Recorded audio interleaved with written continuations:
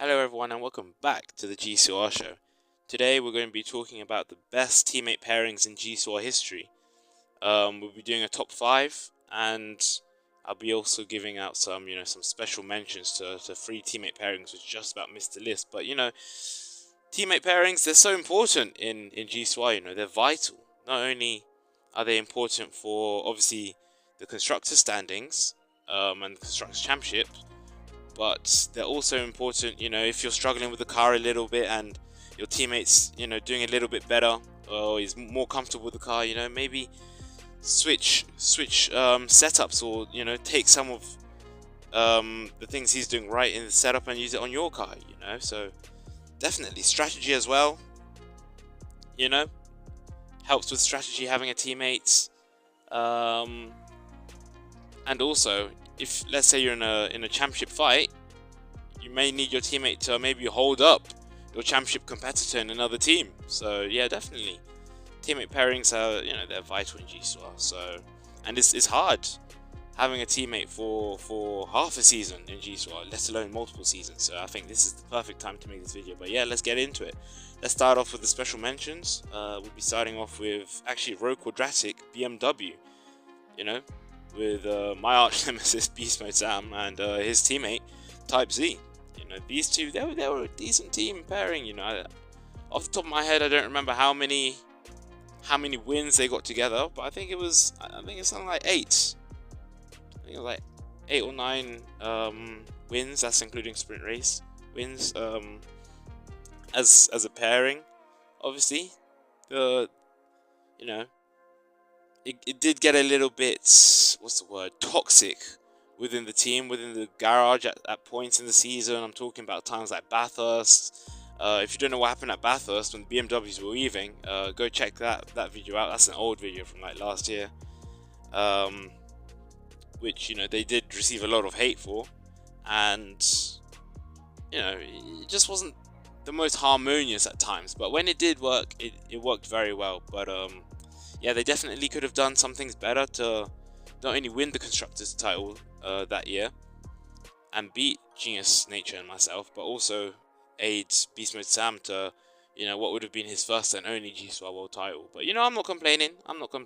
So yeah, shout out to them. Another shout out is Luigi and Cyrax, actually. Obviously, Gen 3 Season 4 Constructors Champions. You can't not have them on this list, right?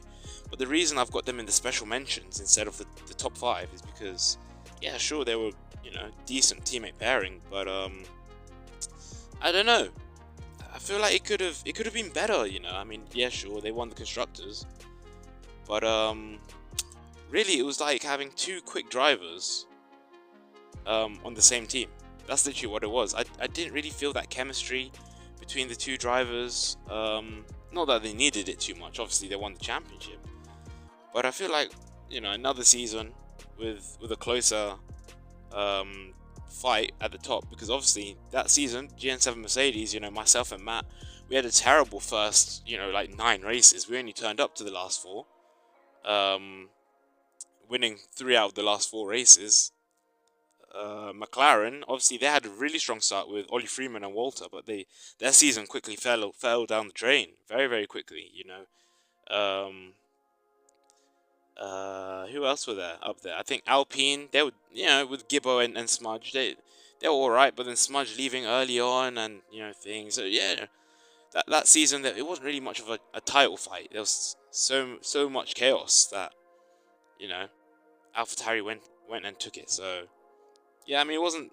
I don't want to discredit their constructors title. I'm not discrediting it. It was a brilliant job from both Luigi and Cyrax. But I feel like put those 2 in, like, let's say a Gen 3 Season 2, when we had the Red Bull of Sid Kofa and Dino Bambino, and obviously the GN7s of myself and Ollie Freeman. It might be another story. The final special mention on this is actually Coward and Hurricane. This is a special mention because they work quite well together in Gen 1. First of all, I think they were teammates back at Aston Martin, if I'm not mistaken. Winning the constructors there. Again, I don't want to discredit anything, but I don't think there were too many teams battling with them for constructors. I mean, obviously I wasn't really on the Xbox side of things, so I might be wrong. You know, I might be wrong. And these two did actually reunite together in Gen 3 Season 1. You know, I think, you know, they worked well as a team. They did work well as a team. Obviously it was Hurricane's debut season, so he was, you know, not as quick as he is now, and but they did still work quite well. You know, they did work quite well. I think in practice that's where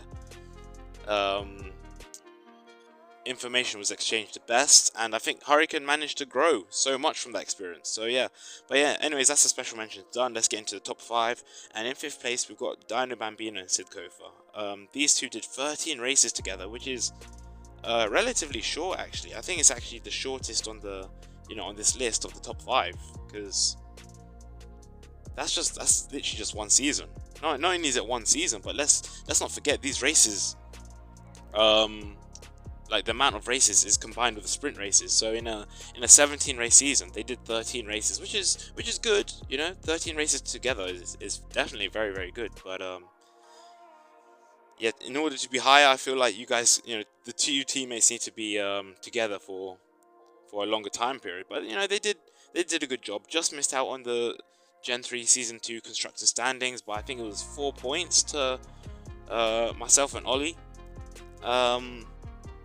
And obviously there was huge controversy at Mexico when Sid Kofa, his driving standards just went out the window, frankly. Cutting corners, obviously took me out twice, wasn't it? So he was eventually banned for the final race in Brazil, which I think that actually did contribute to Dino not winning the championship. I think if Sid Kofa was there, who knows, man, who knows? Sid Kofa that season drove really well actually. He was very, very frequently at the top. He won, I think at Saudi Arabia he won there. I think that was the only race win he got, but he was, you know, he was at the top battling for most of the season. I think he finished, was it 5th in the driver standings? So definitely Sid Kofa did a brilliant job, and obviously Dino Bambino, GCOR world champion, GCOR icon. I mean, that says it all really. Brilliant season from Dino. These two didn't work together as much as I thought they would have. But Sid Kofa did try, especially in Mexico. But yeah, nah, they were a really good team pairing. You know, team pairing. I think it's Red Bull's best teammate pairing up to this point. Last year, yeah, Tristan was good last year. Gave them their, you know, their first ever Drivers' World title. But that number 2 seat was a little bit shaky. In 4th place, we've got Genius Nature and myself back at GN7 Porsche. We actually did 24 races together, and yeah, our time was good. I think what prevents this teammate pairing from being any higher though is because me and Genius, we did get a little bit too close for comfort at times. I remember at Sardinia, back at Gen 2 Season 1, you know, obviously Genius hit me off twice actually. I was not a happy man, and obviously at our home track at Brands Hatch, you know, when we had the 1-2 and then again getting hit from behind. But it is what it is, you know. I mean, Coward came in after that, and he was a brilliant race engineer. You know, people forget he was our race engineer. So yeah, definitely that was a formidable team. You know, Genius, myself, and Coward. And I think another reason why it's not higher on the list is, as I said before, I think. Obviously it was Gen 2. With all respects to Gen 2, it wasn't at the caliber as GCOR is now. Obviously we still, you know, we just about managed to beat the BMWs, but if that's now in the modern day, we're going to be mid-table, mid-pack at best. So yeah, it is what it is. But yeah, no, definitely it was a brilliant time. And yeah, me and Genius now again we're teammates. This time in the GT7 series though, so yeah, that's going quite well. 3rd on this list, I've got Hurricane and Midget Matt. These two have done 20 races together. The number's starting to increase a little bit, and yeah, Hurricane managed to actually win. He actually managed to win his first and no. Is this his first? No, yeah, his first constructors world title with Matt. And this was actually the first time we actually saw what Hurricane was made of, you know. Fighting for the Drivers' World Championship for the first time in his career, losing the championship by 2 points, but obviously coming back the next season to win it, you know, to get his revenge, and this time to win it by 2 points. But yeah, nah, Matt and Hurricane, in my opinion, it wasn't the most formidable driver lineup, you know. Obviously, two brilliant drivers, two GCOR legends, but what makes this lineup so special is that the connection the two drivers had, you know. I think just that connection alone helped Alpine win that Constructors' Championship in Season 3. Because let's not forget, Matt missed half the season, the first half of the season. So with him obviously missing the first half of the season, winning the Constructors all of a sudden becomes 10 times harder against a strong GN7 Mercedes team as well, of myself and Ollie Freeman.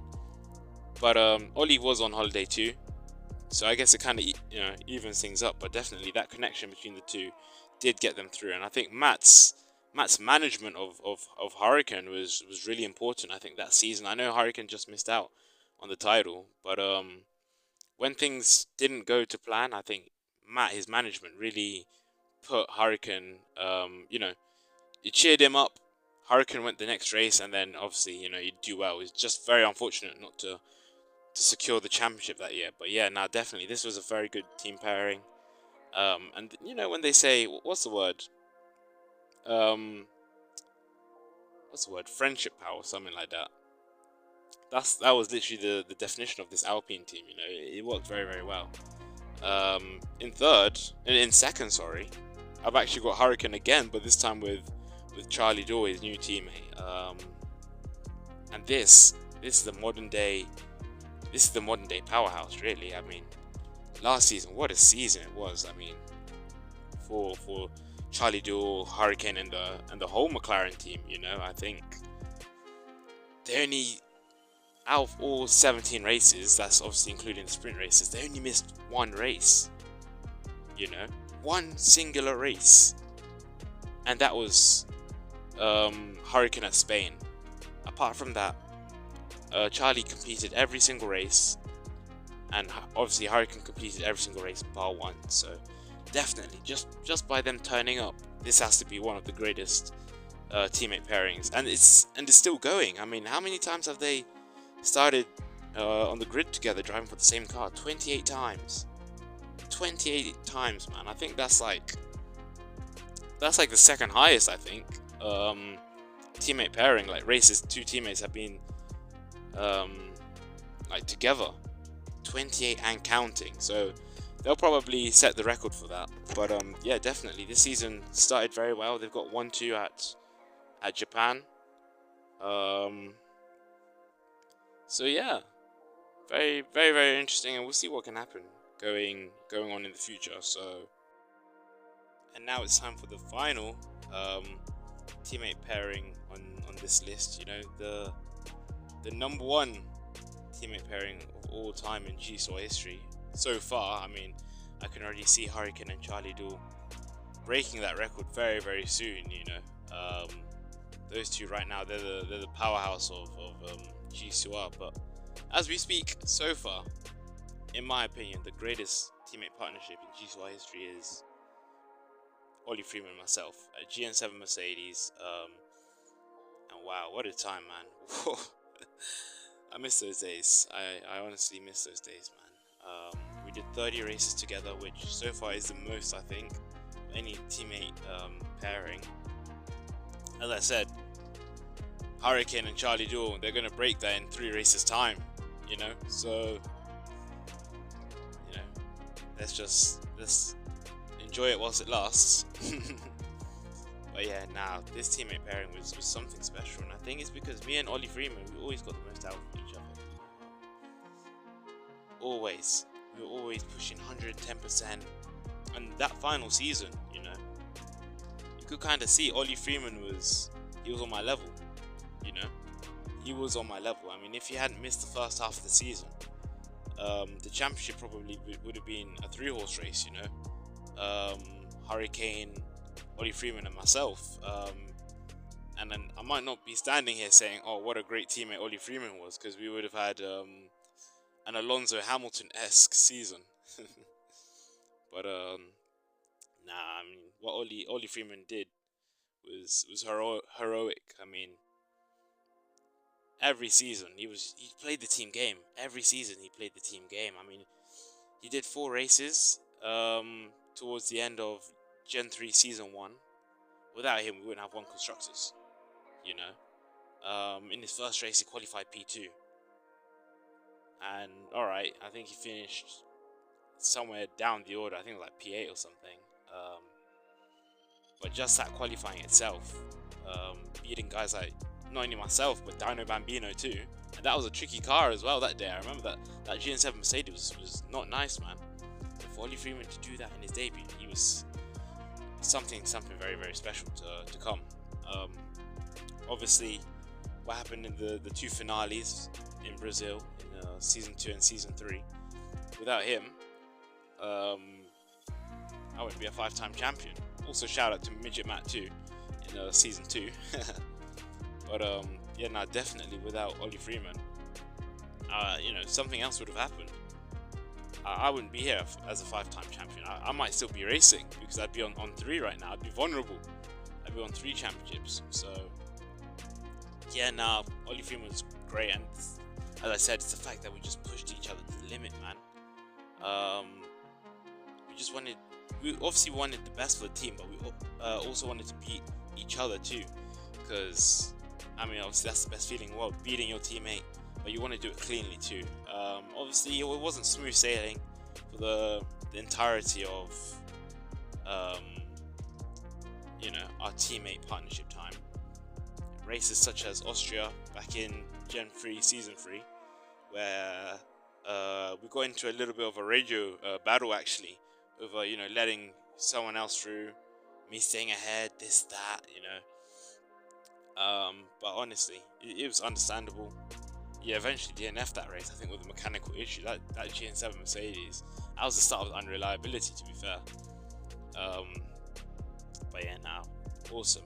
Those were the best days, man. I ain't gonna cap. And we used to do stuff off track as well, you know, PR stuff such as mountain biking and that. So yeah, nah, it was a great time to be alive. And yeah, honestly, just look at the stats. Look at the stats, man. I think it was something like, was it 9 race wins together? So yeah, definitely. Nah, it was definitely a very special time. Miss those days. Whether they'll come back, I don't know. Only God knows. But yeah, anyways, that was the list of the best teammate pairings in the history of GCOR.